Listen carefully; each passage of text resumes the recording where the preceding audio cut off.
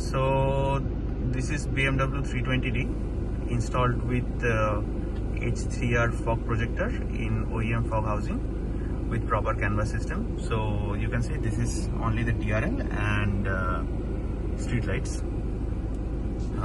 So please turn on the fog light.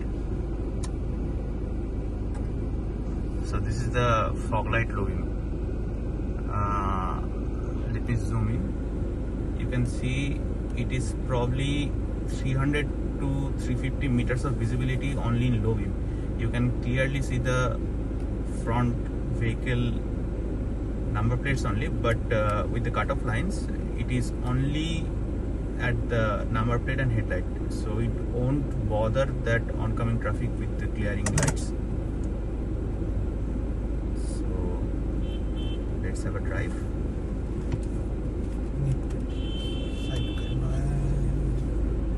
Drive for